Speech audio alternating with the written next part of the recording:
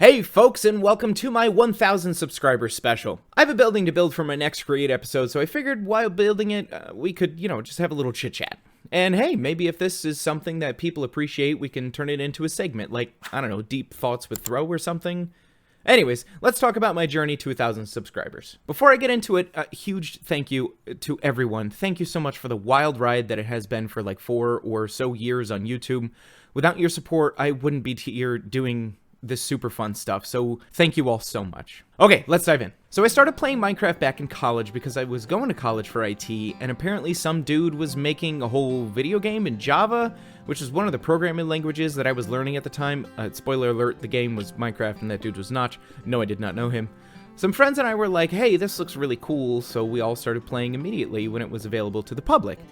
And then one day, it was available for purchase, and the deal was like you pay $20 and you get it forever and every update or something like that. And I was a poor college student, so I was like, I don't have money for this. And a friend of mine was like, dude, you really gotta play this game. You need to buy it. It's the next big thing. So I skipped a meal or two and I got out there, and ever since then I've been playing off and on with friends or solo, but mostly solo. But yeah, it's absolutely adore this game. So like I said, I've been playing off and on, and it wasn't really until Update Aquatic that I really dove back into Minecraft again, pun intended.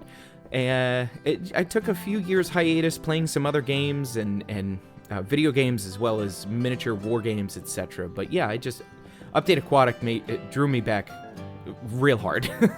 Now, before jumping into Minecraft, like I said, I was actually, playing a lot of other games, and I was running another YouTube channel with some friends based on miniature wargaming, Warhammer Fantasy, Warhammer 40k, some X-Wing, etc.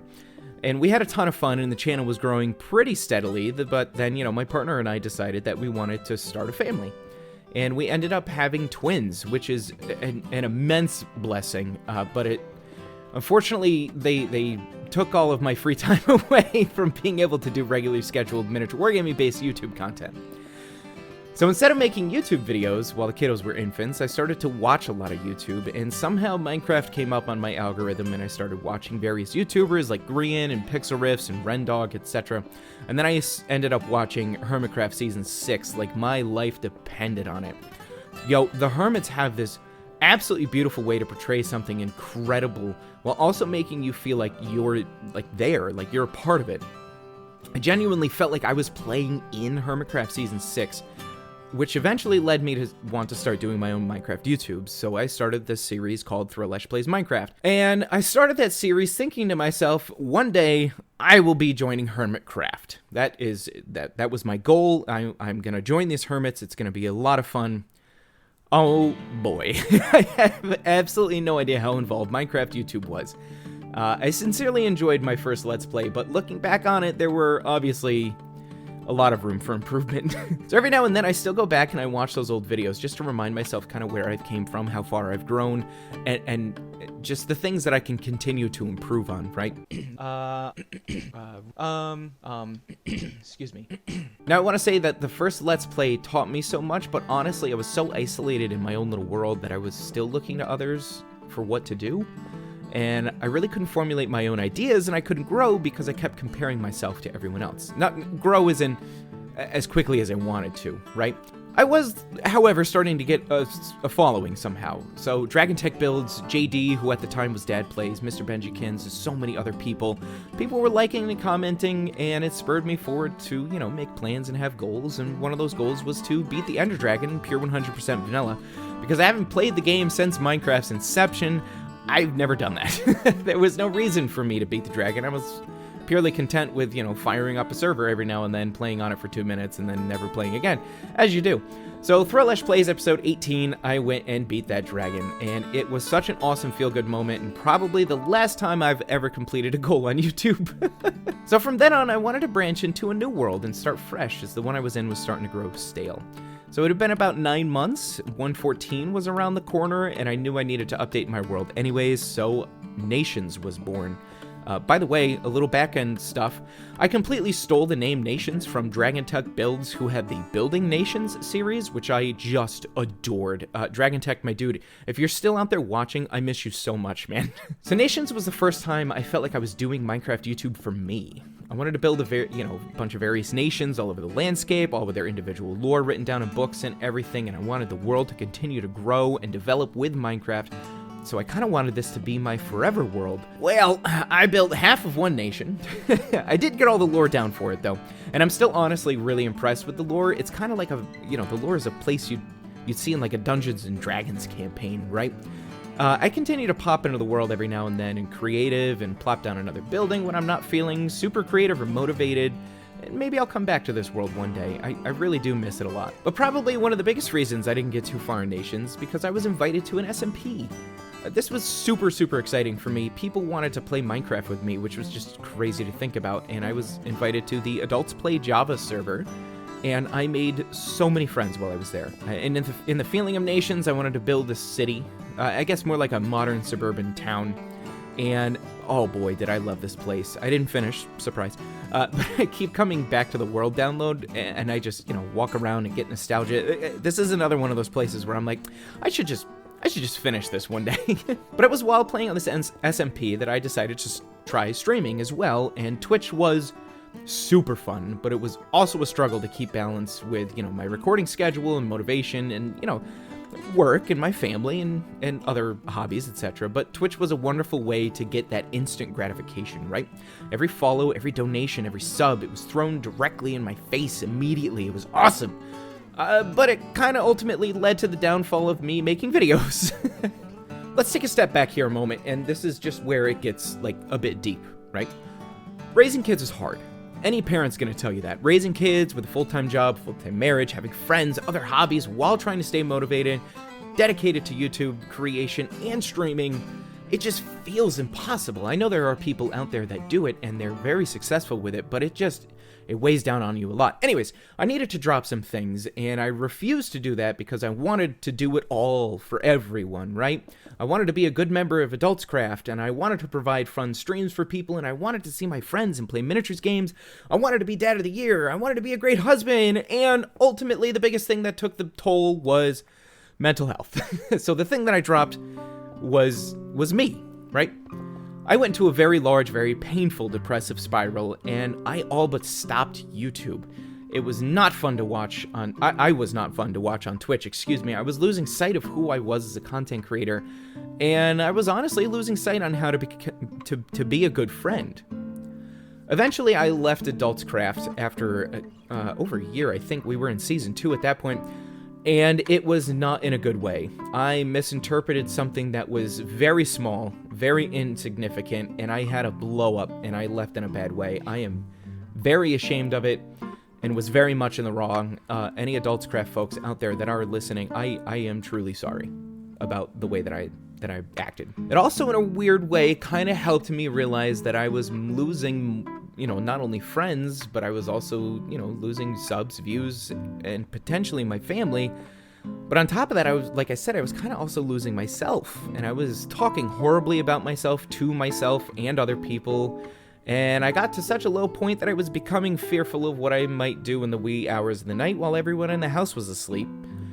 So, conversations with my partner and therapy and stuff, and I really started to open up about me more to folks, right? And I realized essentially what was happening and kind of talked about it with everyone more.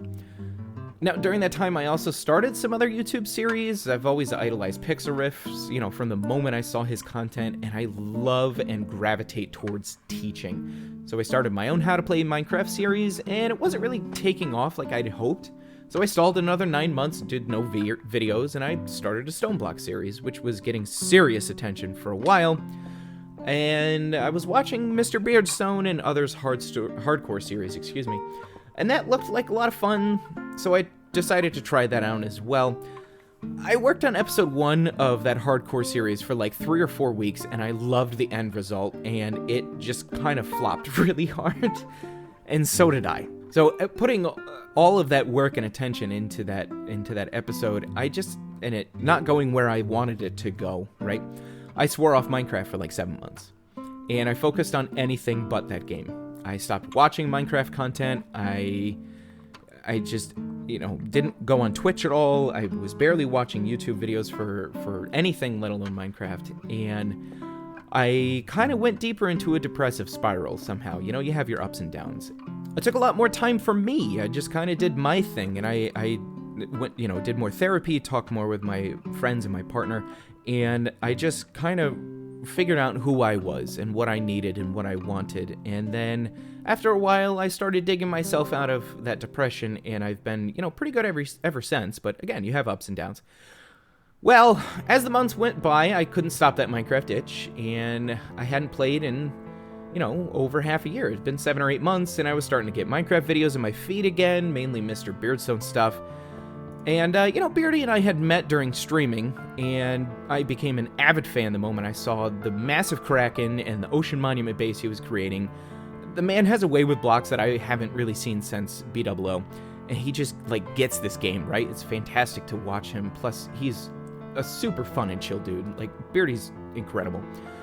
But like I said, I was getting that itch to play Minecraft again, and for some reason I can't play this game without recording it, so I was trying to think about how I could play casually and also get videos out. And in came Waxfraud, right? Who was recording gorgeous long play videos with no commentary, and I thought, wow, this is the content for me.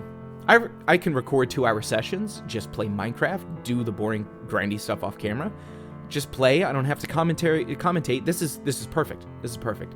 And this lasted for a while, and honestly, I was really enjoying it. The grindy bits were taking a lot longer than I wanted them to, I felt, and the videos needed more interesting things in them, so it really became like a production of how can I get what I need to get done in 2 hours time. Like, how can I build this build in 2 hours time and not go over, right, as well, or too far over, as well as not finish the thing. And it was honestly starting to become like work a little bit. But I kept these up for a while. Like I said, I was enjoying them, and the whole time I was watching Mr. Beardstone soar to just incredible heights with his new Create series, and also the Hardcore series. Dude, huge congrats. Over 200,000, that's incredible. Anyways, Beardy, like I said, started his Create series, and it looked like just tons of fun. Absolute tons of fun. And after a few months of the series, I thought to myself, you know what? I want to do that. That looks incredible. And I did. And it blew up. Holy moly. And it's been such an absolute blast creating these Create videos, pun intended. And folks seem to enjoy them, which is awesome. It's really great. I've been so excited to make videos again, and I started to look at my channel differently as well. And it's so interesting, you know, because for the longest time, and this is really what I want people to take away from this video, right? So if you made it here to the end, just keep your ears open, okay? For the longest time, my mindset on YouTube has been growth. I needed to be growing to want to keep going. And after sort of a mental breakdown that I talked about, right, I found out that doing things for me, because I want to do them, is the best way to be in life, right? Obviously, I'm keeping my family's best interests at heart as well, but I'm also not going to sacrifice myself for others. And this has just led me to enjoy YouTube creation. I don't really look at the numbers as much as I used to, and I keep telling myself, hey man, you already have 10 million subscribers. Thank you to Mr. Beast. So just create videos for those 10 million subscribers, right? Every video you create, make sure your massive audience gets a better video every time. And that's really honestly what's been keeping me going, and I feel like what's been giving me all the growth that I've been giving is just a different mindset. Before this, it was, what are the big people doing? What are the big YouTube channels doing? I'll do that so that way I can grow. I'll be just like them. And it's like, whoa, hold on. They have their own audience because they're doing their thing and people like that. You need to do your thing and you will grow your audience, right? And just keep the mindset that my audience is already here. What do I want to show to them, right? And that audience will show up. They will. Think to yourself, I already have the numbies. I already have the growth. Now what I need to grow is my production value and my video styles, etc. And people will show up. It's been incredible how well that's been working. Well, I don't really know how to end this video, so I guess I'm just gonna like turn around and say, hey, thanks everybody for everything. Thanks for becoming my audience. It has been an incredible ride. There's been a lot of ups. There's been a lot of downs. But I'm just glad that I'm here with you doing what we're doing now. And expect a lot more from me. This is just the beginning.